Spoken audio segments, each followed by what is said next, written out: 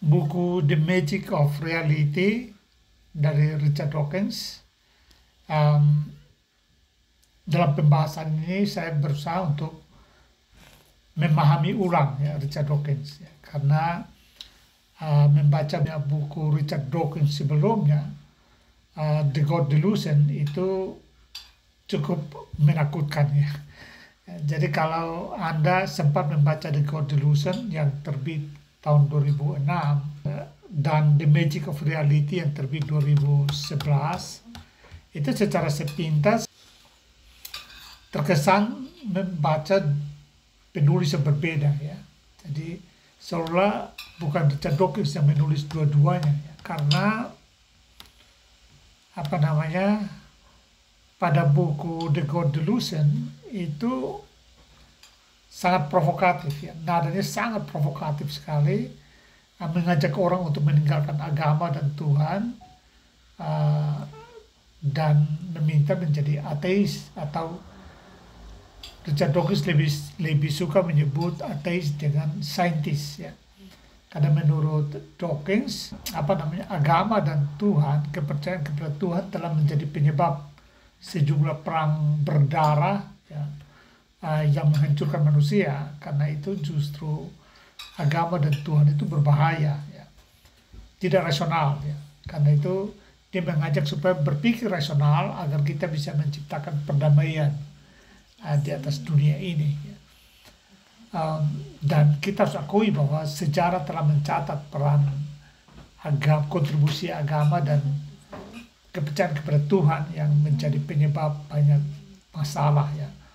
Perang di Indonesia pun saya kira masih banyak juga masalah-masalah yang diakibatkan oleh kepercayaan kepada Tuhan yang secara berlebihan ya.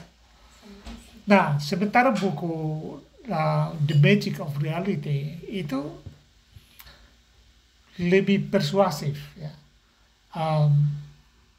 lebih lebih tenang, bersikap membujuk ya, sehingga nadanya lebih ramah gitu ya.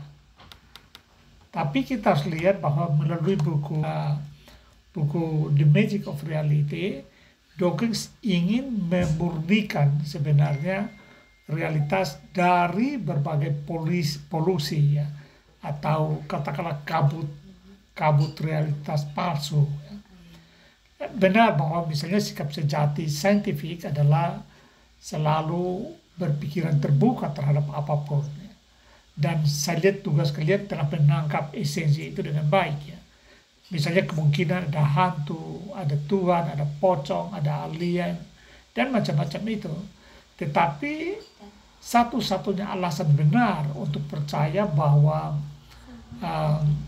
sesuatu itu ada jika tersedia bukti yang bisa diobservasi dengan panca indera ya. Tanpa bukti kita tidak bisa mengklaim sesuatu itu ada atau tidak ada ya. Dawkins mengawali dengan menjelaskan bagaimana hakikat realitas ya. Misalnya memahami realitas galaksi-galaksi dan bintang-bintang yang jaraknya miliaran tahun cahaya ya, dari posisi kita. Bagaimana itu bisa dipastikan ditangkap oleh panca indera, khususnya indera penglihatan. Juga misalnya bakteri-bakteri atau virus-virus yang sangat kecil, atau gelombang radio yang menghasilkan misalnya siaran jarak jauh. Bagaimana bisa membuktikan realitas macam itu? Atau apakah itu hanya bualan saja? Ya, hasil membual dari para ilmuwan, para saintis. Nah, semua itu dimungkinkan karena manusia menciptakan alat bantu teknologi. Misalnya teleskop, ya, mikroskop, dan sebagainya. Teleskop raksasa Hubble misalnya, atau James Webb yang telah menggantikan Hubble, itu yang diposisikan di luar angkasa itu dapat menjangkaukan penglihatan kita pada jarak hingga 12,8 ya, miliar tahun cahaya. Dan terbukti diperiksa kebenaran itu oleh siapapun dengan menggunakan alat yang sama, bintang atau galaksi-galaksi yang jaraknya miliaran tahun cahaya itu ya. Jadi tidak mengada-ada ya. Artinya melalui alat bantu semua yang disebutkan dapat dibuktikan adanya itu ya, sehingga sama sekali bukan mengada-ada, itu adalah realitas ya. Nah demikian pula misalnya bakteri-bakteri kecil yang membutuhkan pembesaran ya hingga jutaan kali untuk bisa diamati, dapat dibuktikan sendiri oleh siapapun dengan menggunakan mikroskop ya. Kalau kita bilang kepada orang-orang awam bahwa misalnya air liur kita mengandung jutaan bakteri, mereka mungkin tidak percaya ya, tidak masuk akal bagi mereka. Tetapi begitu kita memperkenalkan mikroskop lalu meminta mereka melihat melalui mikroskop, maka itu akan terbukti dengan sendirinya. Jadi adanya bakteri-bakteri meskipun tidak bisa dilihat dengan mata telanjang, tetapi dapat ditunjukkan dengan alat bantu teknologi.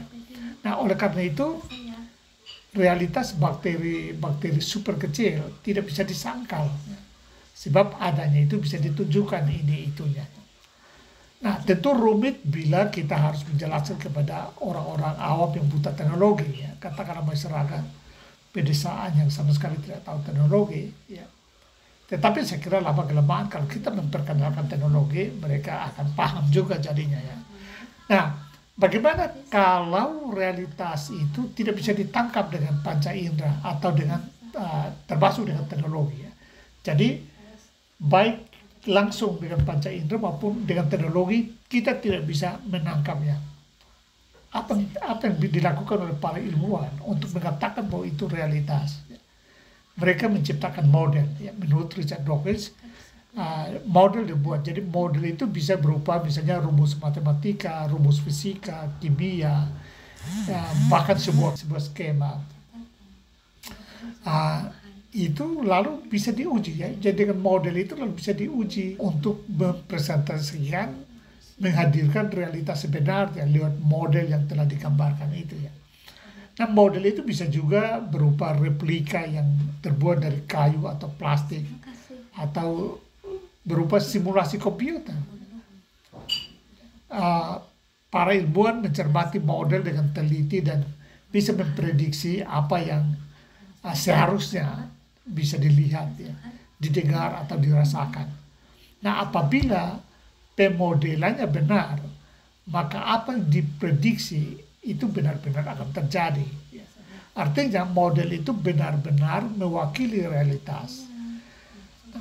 Tetapi apabila prediksinya salah, maka model tersebut akan ditolak atau dimodifikasi, lalu diuji lagi. Nah contoh misalnya kita tahu gen ya, atau unit keturunan yang terbuat dari bahan yang disebut dengan DNA. Nah, saintis tahu tentang DNA dan cara kerjanya, tetapi orang-orang awam tidak dapat melihat detail seperti apa DNA itu. Bahkan dalam mikroskop yang canggih sekalipun. Nah, hampir semua yang diketahui tentang DNA itu datang secara tidak langsung dari pemodelan yang berulang-ulang diuji lalu disempurnakan sehingga dapat dipresentasikan.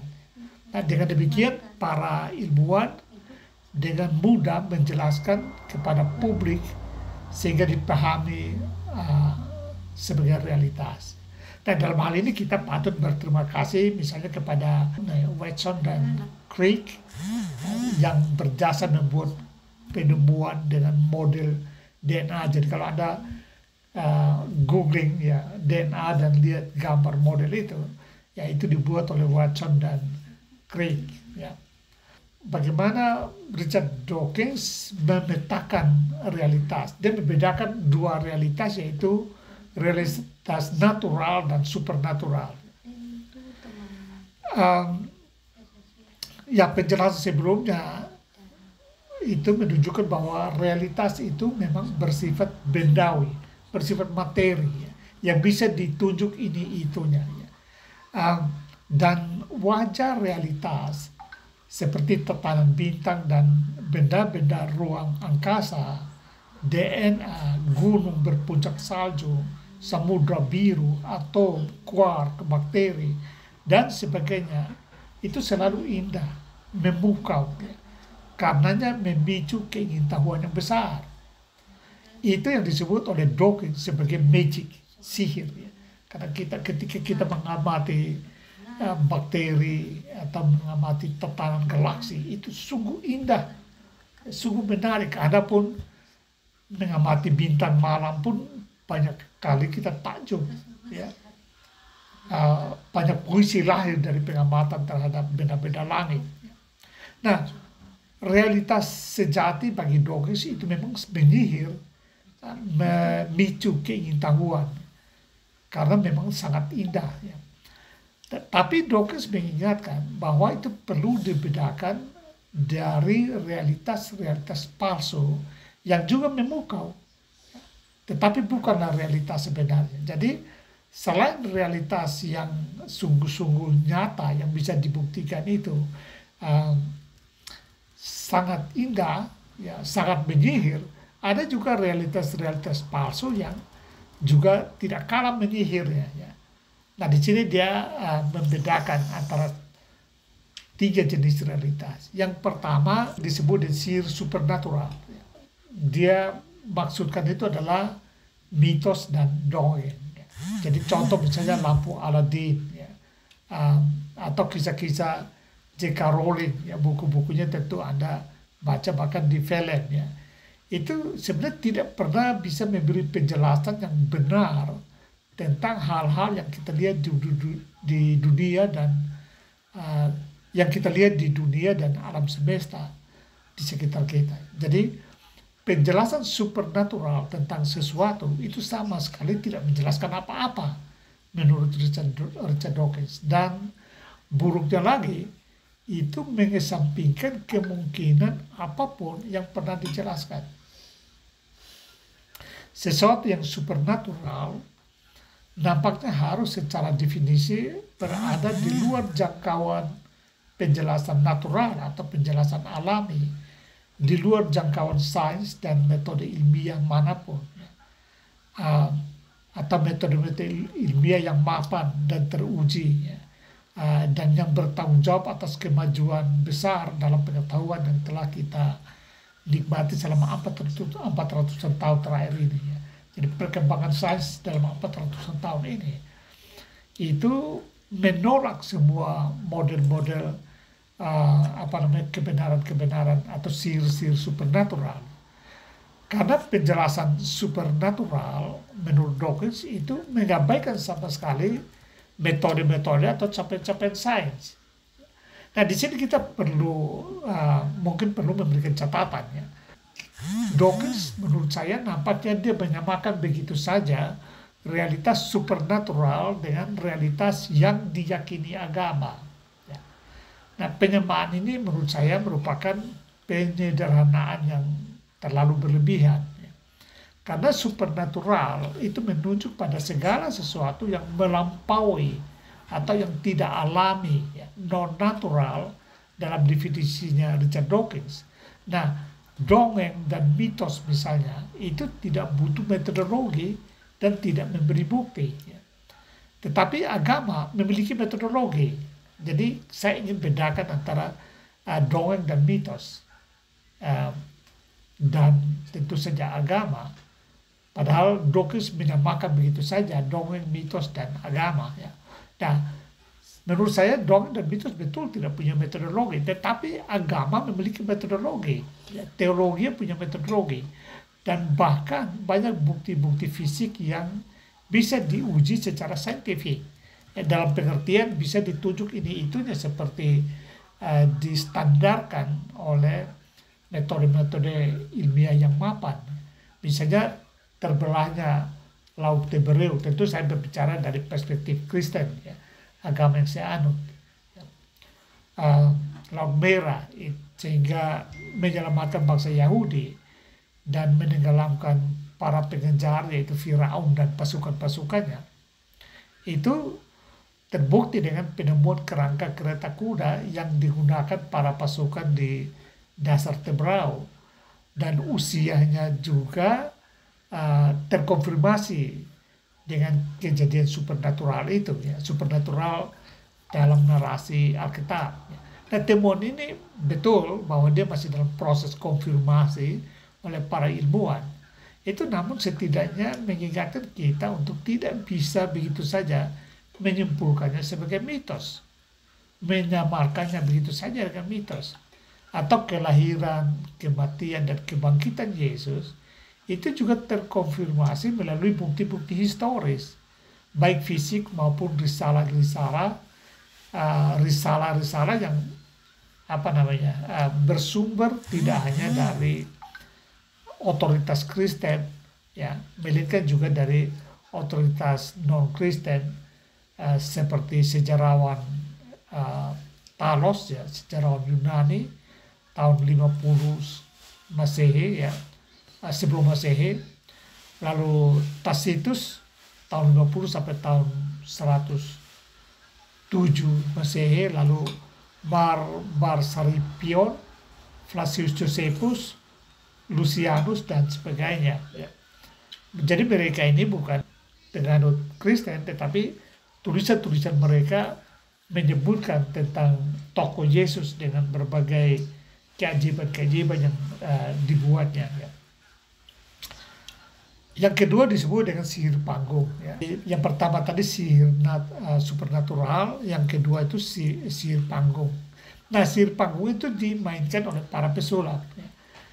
Sebuah sapu tangan misalnya lalu berubah menjadi kelinci atau burung merpati, telur menjadi burung, potongan-potongan kertas menjadi kupu-kupu, dan sebagainya, ya. Nah, sihir jenis ini memang memukau juga dan benar-benar bisa terjadi di depan mata. Namun sifatnya trik, ya. Anda tentu biasa menonton ini, ya, karena tujuannya adalah untuk menghibur, ya. Jadi lebih banyak kecepatan tangan atau kemampuan trik saja yang digunakan, ya. Tentu ini bukan realitas, ini hanya sihir karena trik, ya. Nah, yang ketiga yang disebut dengan sihir puitis. Ini yang disebut dengan sihir karena alam yang begitu indah, ya, natural, ya. Nah, ini menjadi favorit dari Richard Dawkins, dan menurut Dawkins inilah realitas sejati. Ketika mendengar alunan musik, lalu hati terharu sehingga meneteskan air mata, membaca penggalan puisi yang menyentuh, atau menatap penuh kekaguman pada alam raya yang megah dan tertata. Itulah sihir realitas menurut Richard Dawkins. Realitas sebagaimana telah dijelaskan di awal merupakan contoh dari realitas natural yang menimbulkan sihir puitis. Nah, menarik misalnya ketika membahas manusia pertama secara impresif, Dawkins mulai dengan berbagai penjelasan supernatural, antara lain dari kitab Kejadian yang menyebutkan dewa, ya, sebutan Dawkins, ya, dewa menciptakan manusia pertama dari debu, lalu dinamainya Adam yang berarti manusia. Nah, istrinya Hawa diciptakan dari tulang rusuk Adam. Keduanya diceritakan melanggar perintah dewa lalu diusir dari Taman Eden. Nah, narasi itu bagi Dawkins itu dongeng yang diambil juga dari dongeng-dongeng di sekitar masyarakat Yahudi. Misalnya dewa Moine di Tasmania yang menciptakan manusia pertama bernama Parlevar yang awalnya memiliki ekor seperti kanguru. Dan demikian juga orang-orang Ibrani di Timur Tengah memiliki dongeng yang sama tentang dewa mereka yang menciptakan Adam, ya. Jadi bagi Dawkins dongeng tentang manusia pertama itu tidak hanya monopoli masyarakat Ibrani atau Yahudi, melainkan juga di bagi masyarakat lain ada dongeng semacam itu, ya. Nah, penjelasan natural bagi Dawkins sangat berbeda berkaitan dengan manusia pertama, ya. Jadi membuktikannya dari berbagai fosil yang di bebatuan-bebatuan yang ditemukan itu diperiksa untuk menemukan rantai evolusi manusia. Ya. Ya, berdasarkan penelitian-penelitian itu, menurut Dawkins, dapat disusun secara rinci urutan evolusi ya, hingga sampai pada manusia. Ya. Secara mengesankan, dan saya kira ini menarik, ya, Dawkins meminta kita membayangkan, dia sebutkan itu sebagai melakukan eksperimen pikiran. Dimulai dari diri sendiri. Ya. Jadi Dawkins mengatakan, ambil potret Anda, ukuran kartu pos, lalu letakkan di satu titik, kemudian potret orang tua Anda diletakkan di belakangnya, lalu potret kakek Anda diletakkan lagi di belakangnya, dan terus menerus sampai urutan ke 185 juta, yang menurut Dawkins itu susunan urutan potret itu akan mencapai panjang sekitar 40 km. Itu Anda akan menemukan bahwa buyut Anda adalah seekor ikan. Ya. Nah, saya kira ini juga sebuah eksperimen pikiran yang memukau, ya, dan tidak kalah menurut saya dengan pesulap profesional. Karena bagaimana ikan lalu menjadi manusia, ya, setelah tentu saja 185 juta tahapan. Ya. Saya meragukan apakah susunan-susunan sejak 1 sampai 185 juta ini bisa dilakukan untuk mencapai ikan. Ya. Dan tentu pertanyaan kita adalah, apakah jenis ikan itu semuanya menjadi manusia? Ya. Atau asal manusia hanya dari jenis ikan itu, atau bisa dari jenis makhluk yang lain? Ya. Saya kira pertanyaan-pertanyaan begitu sulit dijawab. Ya. Jadi saya meragukan rantai-rantai evolusi yang bisa disusun sampai 185 juta itu. Ya. Nah, jadi kita juga tidak mendapatkan jawaban dari Dawkins. Ya. Mengapa penelusuran rantai evolusi itu berhenti di ikan? Ya. Apakah semua manusia berasal dari ikan itu? Ya. Atau ada juga dari makhluk lain?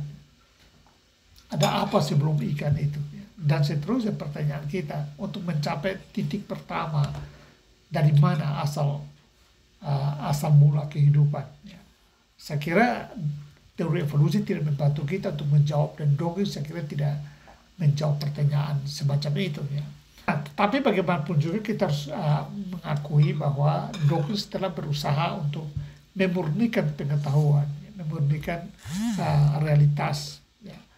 Itu yang menurut saya ingin pahami ulang dari Dawkins. Yang sebelumnya saya cukup ekstrem memandang miring dalam tanda kutip ya terhadap Dawkins ya, tetapi setelah membaca The Magic of Reality, saya lihat ada insight-insight yang sangat berguna bagi kita untuk kita pahami. Ya. Pastinya adalah sebagai bentuk pemahaman ulang, sains tidak dapat dihalangi untuk menguji hipotesis Tuhan. Ya. Jadi menguji kebenaran ada atau tidaknya Yesus historis, tentang penciptaan usia alam semesta, bahkan klaim agama dan Tuhan sebagai penghadir cinta kasih, perdamaian dan sebagainya. Semua itu bisa diuji secara saintifik kalau menurut saya. Ya.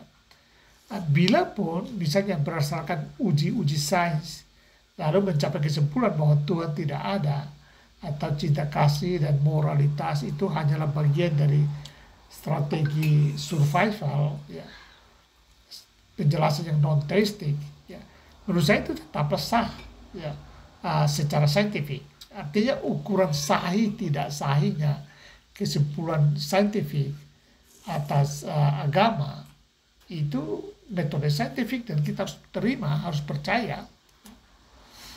Tetapi iman itu tidak dapat digantungkan ya, semata-mata kepada pembuktian sains.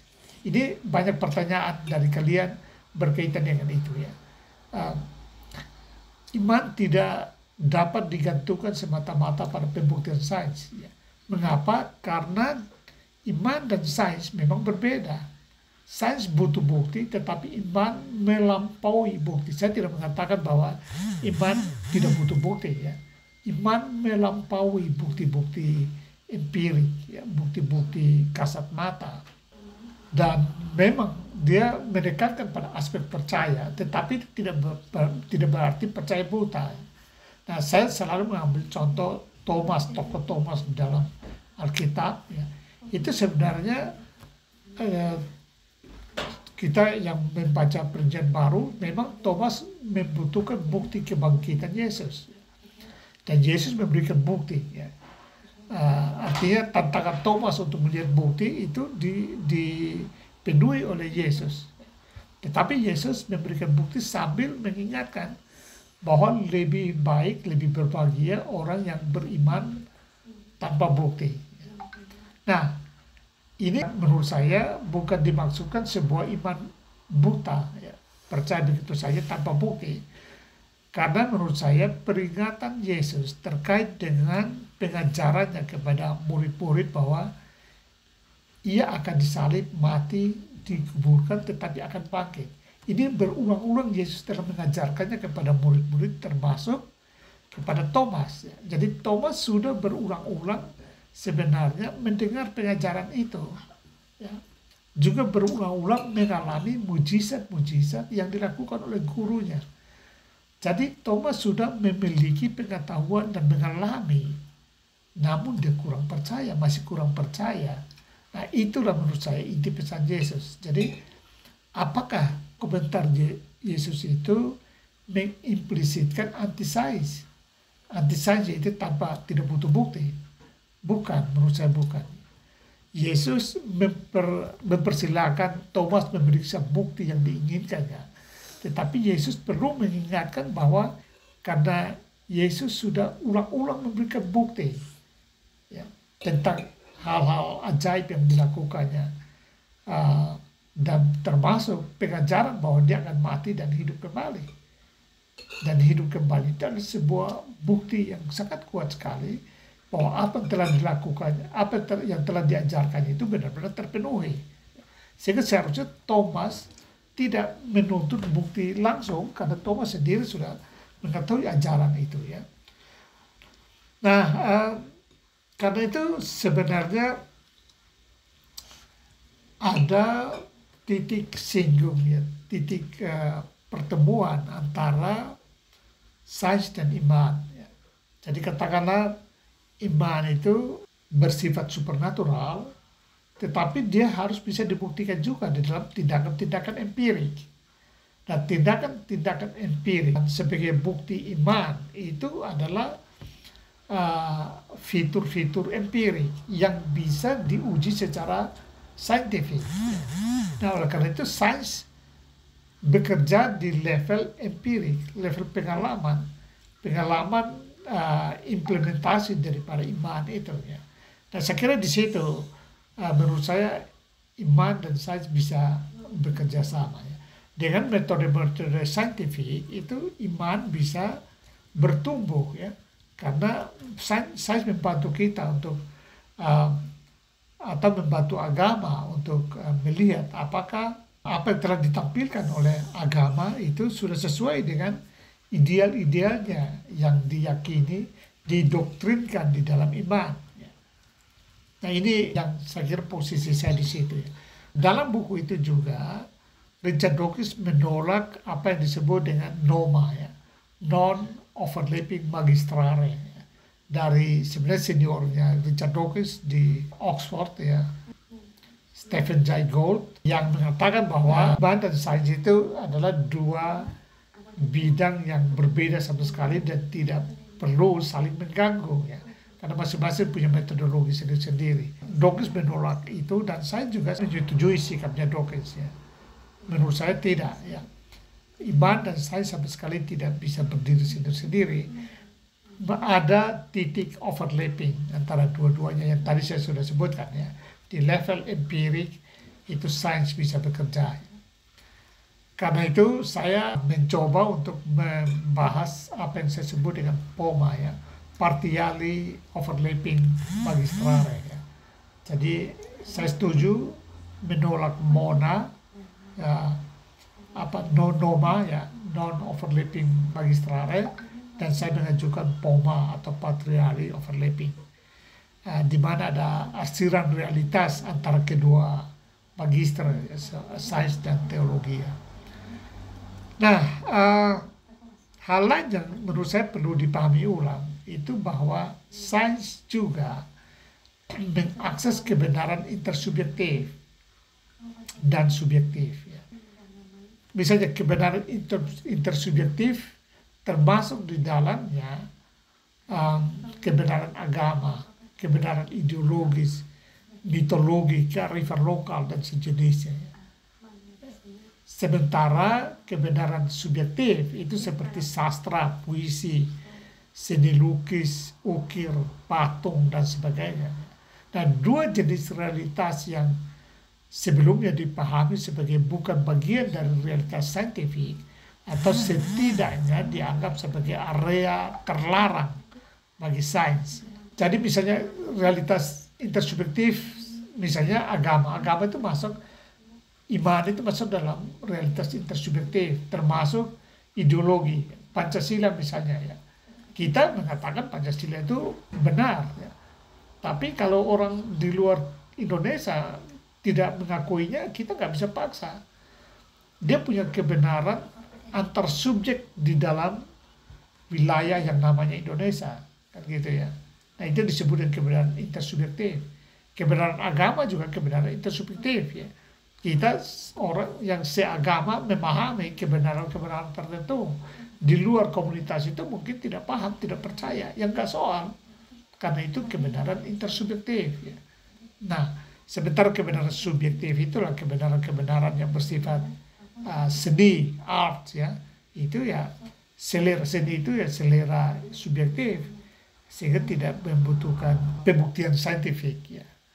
Jadi dalam buku itu Richard Dawkins mengatakan bahwa hipotesis Tuhan yang dari dulu itu menjadi klaim teologis, ini tidak boleh diuji, dianggap itu klaim, itu posisinya agama yang tidak boleh dimasuki sains. Dawkins mengatakan bahwa tidak bisa, sains berhak masuk ke mana saja dengan sensor ilmiahnya untuk menguji, membuktikan sesuatu benar-benar ada atau tidak. Ya.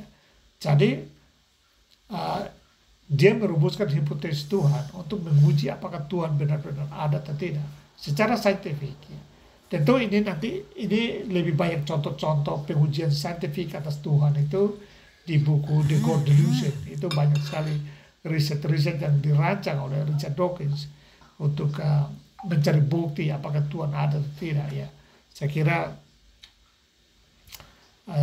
menurut saya agak kekanak-kanakan sebenarnya. Ambil contoh misalnya dia melakukan riset di sejumlah ya banyak rumah sakit, lalu kerjasama dengan para dokter dan para ulama, lalu mereka mengelompokkan orang sakit itu dalam 3 kelompok ya.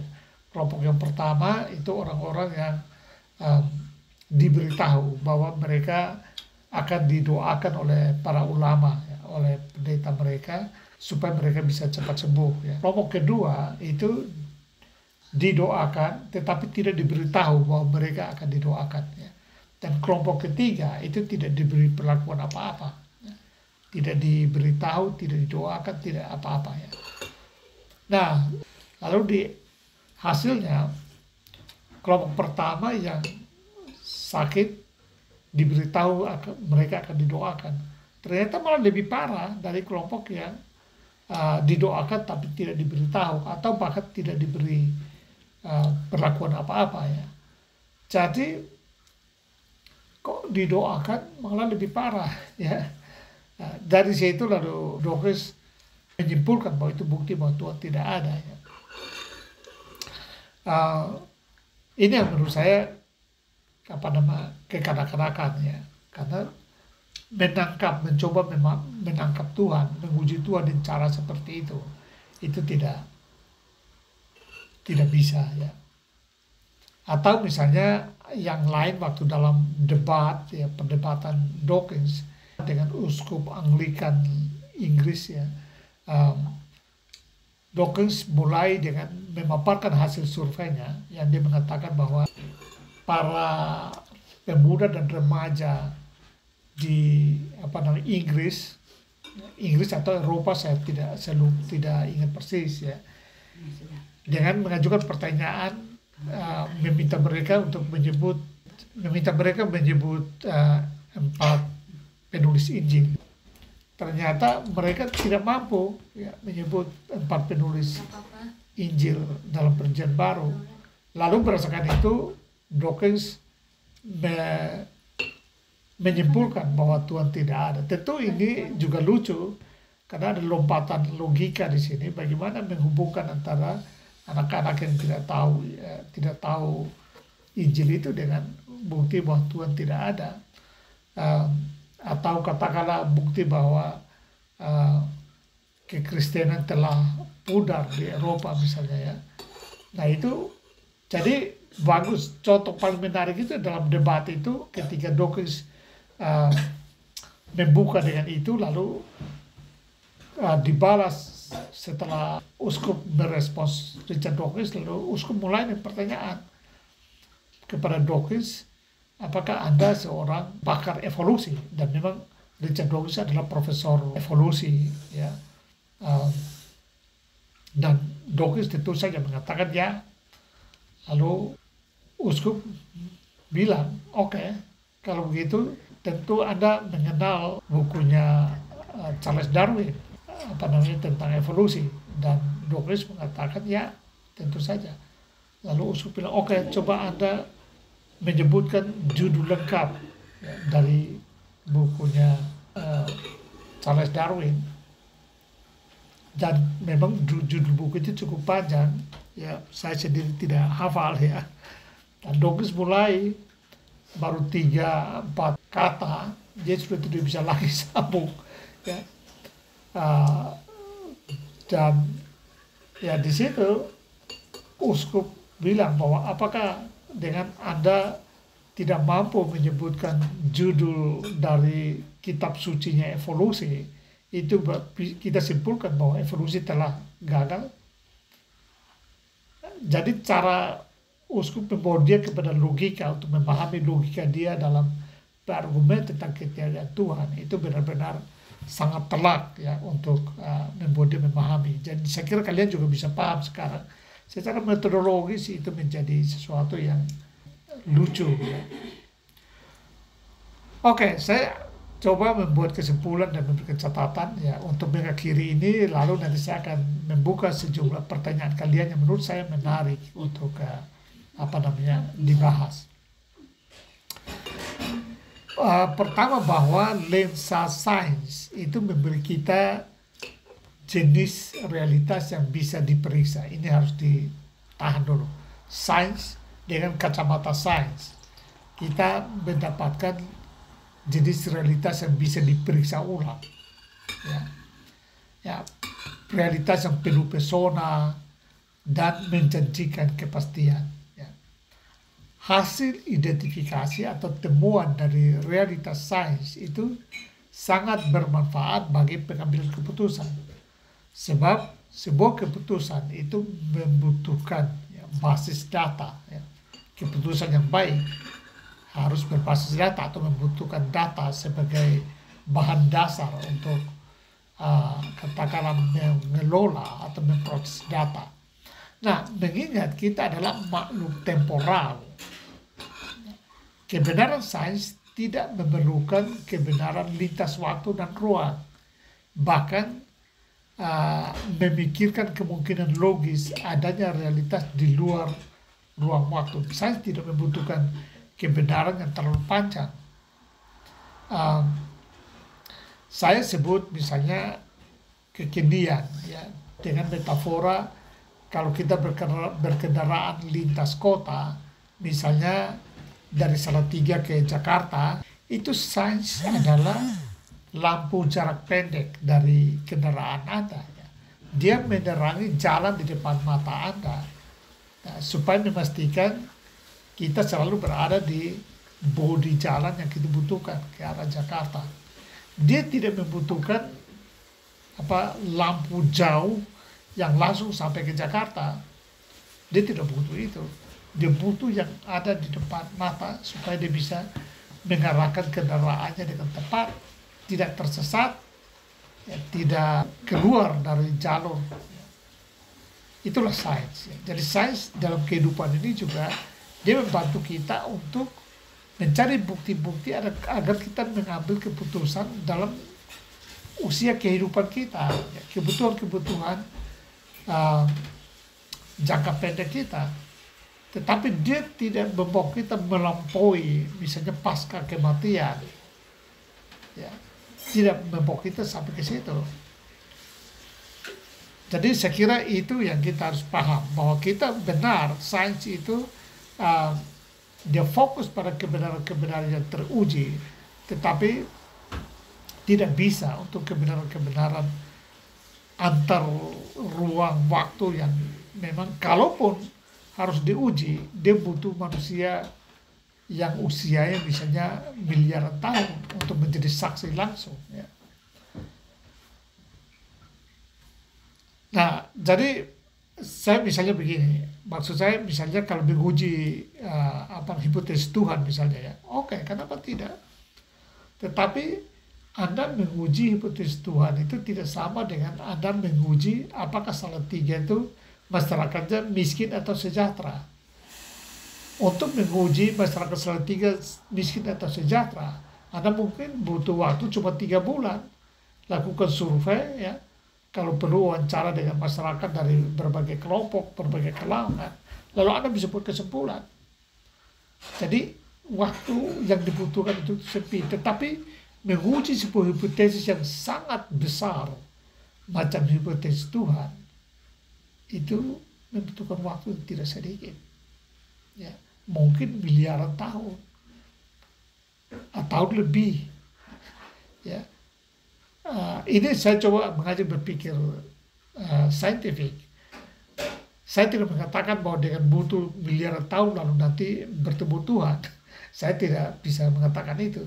Tapi saya mengatakan bahwa kalau hipotesis Tuhan, eksistensi Tuhan diperlakukan sebagai sebuah hipotesis ilmiah, setidak-tidaknya dia butuh waktu tidak sama dengan dia ketika ingin membuktikan apakah masyarakat Salatiga miskin atau sejahtera. Ini harus kita pahami seperti itu ya. Nah, lalu kita misalnya mitos-mitos zaman dulu ya, mitos-mitos yang bahkan hingga kini masih hidup dan berfungsi di sejumlah komunitas karena dijadikan sebagai pegangan, dijadikan sebagai navigasi. Keberadaan mitos yang menjadi rujukan kebenaran intersubjektif itu hakikatnya bukan sebagai kitab kebenaran, tetapi kalau mau diuji oleh sains itu seharusnya tidak ada keberatan. Apapun hasil pengujian sains itu tidak memberi pengaruh apa-apa, karena mitos ada di situ untuk maksud menanamkan nilai-nilai moral dan memandu perilaku etis. Jadi mitos bukan sebuah narasi tentang benar salah, sebuah narasi untuk menambah pengetahuan.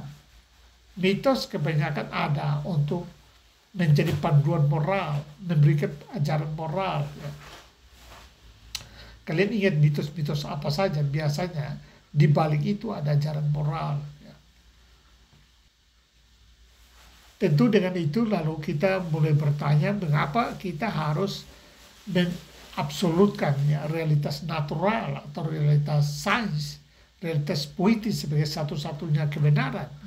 Mengapa sains harus memutuskan secara final sesuatu hanya lantaran tidak atau belum dapat diobservasi?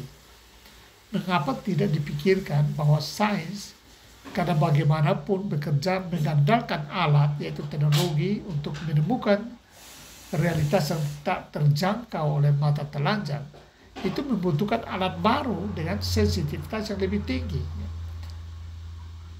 Dengan kata lain, kesimpulan-kesimpulan sains sejauh dikaitkan dengan hal-hal yang disebutnya supernatural seharusnya disebut sebagai kesimpulan sementara, tepat karena sifat temporalitas sains. Kita tahu bahwa dalam sejarah sains Dan banyak teori-teori besar yang berguguran diganti dengan teori-teori baru. Artinya sifat kepastian sains itu juga tidak pasti. Banyak teori, ada istilah dari Ibu Carlina Supele, peradaban kita penuh dengan kuburan-kuburan teori-teori besar. Nah, meski di awal saya sudah sebutkan bahwa karya Dawkins The Magic of Reality itu ramah dan persuasif, atau sekurang-kurangnya tidak provokatif seperti buku sebelumnya, The God Delusion. Itu saya perlu ingatkan agar Anda cukup berhati-hati memposisikan diri dan memahami buku ini.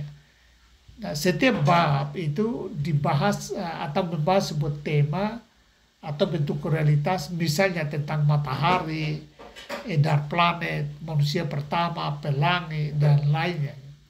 Nah, untuk memperlihatkan perbedaan ekstrim bahkan, pembahasan dari Dawkins itu dia biasanya mulai dengan mitos supernatural terkait dengan tema atau objek yang mau dibahas. Setelah itu barulah dia kemukakan hasil-hasil pembuktian ilmiah untuk menunjukkan posisi sebagai realitas natural. Jadi dengan demikian, dengan metode ini, dengan cara ini, Dawkins dengan mudah menggiring pemahaman ke penjelasan supernatural terkait objek yang dibahas itu tidak relevan. Jadi cara membenturkan seperti ini membuat pembaca memahami dengan mudah menerima argumennya Dawkins bahwa penjelasan supernatural tidak masuk akal, dan penjelasan yang paling masuk akal adalah yang natural, karena yang natural bisa dibuktikan, bisa diperiksa lagi. Nah, sebaliknya penjelasan yang supernatural itu sama sekali tidak bisa dibuktikan dan mengada-ada. Nah, ini saya perlu mengingatkan agar hati-hati, karena secara halus dengan cara membenturkan keduanya, Dawkins mengarahkan kesimpulan pembaca kepada tujuan yang sebenarnya. Sebagaimana di The God Delusion dan karya lainnya, yaitu penolakan atas semua penjelasan yang non-scientific. Jadi Dawkins, kenapa dia dan teman-temannya sebagai The New Atheism, itu mereka disebut sebagai saintisme. Saintisme artinya orang yang mendogmakan sains, orang yang menjadikan sains sebagai agama sebenarnya, karena begitu mempercayai bahwa sains mutlak benar dan satu-satunya jalan pengetahuan. Itu sama dengan mereka menjadikan sains sebagai agama. Dan dalam sejumlah debat, saya kira misalnya Profesor John Lennox itu mengatakan itu kepada Dawkins, dan Dawkins hanya senyum, tidak bisa mengingkari kenyataan bahwa secara praktis dia menjadikan sains sebagai agama. Misi Dawkins itu adalah menghantar manusia kepada kebenaran tunggal sains dan melepaskan semua kebenaran apapun yang non-scientific. Nah, ini terbukti di bab 12 ketika membahas keajaiban atau miracles. Di sini misalnya Dawkins memperolok-olok kisah Alkitab tentang perjamuan di Kana, di mana Yesus merubah air menjadi anggur. Dawkins menyamakan itu dengan dongeng labu menjadi pangeran, atau sulap sapu tangan menjadi kelinci, yang sesungguhnya bagi Dawkins itu hanyalah trik atau tipuan. Nah, seperti pernah dikatakan oleh John Lennox, juga John Hawkes dalam debat dengan Richard Dawkins, ketika bukti-bukti atau argumen-argumen saintifik terkait dengan keajaiban Alkitab seperti itu diajukan, itu Dawkins tetap ngotot dan mengabaikan begitu saja semua argumen teologis. Nah, lantaran itulah Lennox menyebut Dawkins sebagai bukan ateis, melainkan anti-teis. Atau Hawkes menyebut Dawkins dengan New Puritanism, atau Puritanisme ateis, atau bahkan mereka sebut sebagai evangelical ateis, ya. Jadi sulit menjelaskan konsep itu. Dan Dawkins menutup mata terhadap semua atau metode-metode penelitian teologi, ya. Jadi Dawkins sama sekali tidak menerima atau mengabaikan begitu saja penelitian teologi. Naskah-naskah kuno diteliti, dipelajari, baik yang berasal dari sumber-sumber Kristen maupun sumber-sumber non-Kristen, termasuk melacak mitos-mitos yang berkembang di sekitar masa terjadinya mukjizat, konteks sekitarnya, sumber-sumber dari pemerintah atau otoritas legal, juga benda-benda peninggalan terkait atau di era yang sama. Nah, semua dipelajari, dibanding-bandingkan, dikonstruksi untuk mencapai kesimpulan. Sebagaimana saintis umumnya, tidak semua peneliti itu teistik. Ini perlu dicatat, ya. Tidak semua peneliti atau ilmuwan itu teistik, ya. Nah, mengabaikan semua fakta ilmiah dari para peneliti teologi itu, Dawkins menyederhanakan situasi dengan menyamakan begitu saja mukjizat teologis dengan dongeng atau sulap. Dawkins tidak paham bahwa bahkan dalam metode-metode penelitian teologi dapat dengan ketat membedakan ajaran teologi dari dongeng-dongeng lokal, ajaran agama pagan, juga dari filsafat. Agama dan iman telah menjelajah melewati gelombang uji peradaban yang ganas, dan setelah melewatinya agama justru semakin kokoh. Nah, usia agama dan filsafat itu sudah ribuan tahun lebih tua dari sains. Ya, jadi mengimplisitkan stamina dan daya tahan agama serta filsafat terhadap semua jenis batu uji peradaban. Jadi ini sudah lolos uji, bukan main-main, agama dan filsafat. Nah, melalui buku ini saya simpulkan bahwa Dawkins sebenarnya memang mengingatkan kita untuk berpikir dan bernalar secara ketat. Jangan mudah mempercayai sesuatu yang belum bisa dibuktikan adanya. Carilah penjelasan rasional terbaik, dan pencarian itu tidak boleh berhenti di satu titik kesimpulan, ya, melainkan selalu terbuka kepada bukti-bukti baru. Kalau kita berhenti di satu bukti dan menganggap itu paling benar, itu kita sudah cenderung menjadi dogmatis.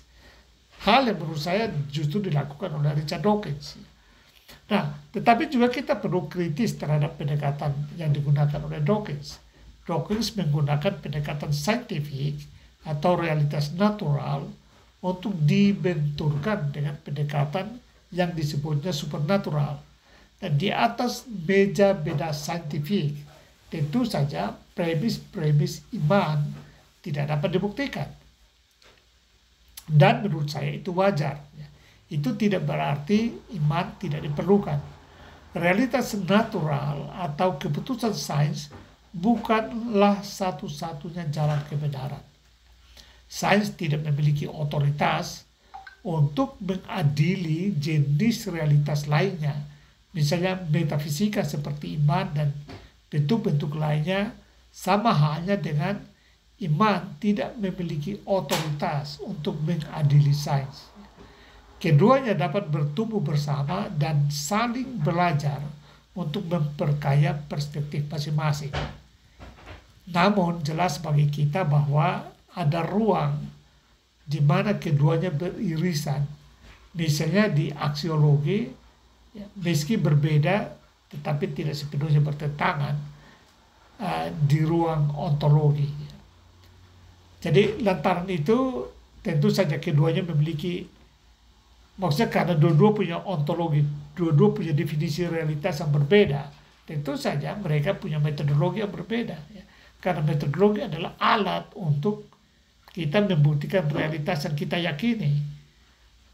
Nah, sains mempercayai jenis realitas yang bisa ditangkap dengan panca indera, karena itu dia menciptakan metodologi yang bisa membuktikan realitas-realitas yang dapat ditunjuk oleh panca indera kita.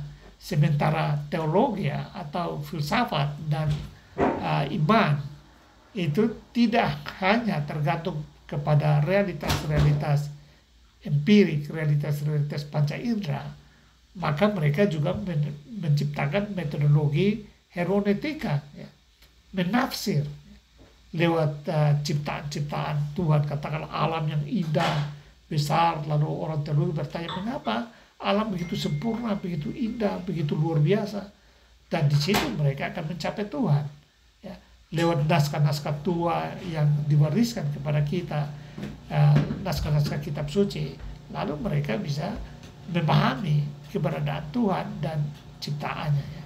Jadi saya kira untuk mempertegas sejumlah pertanyaan dari kalian,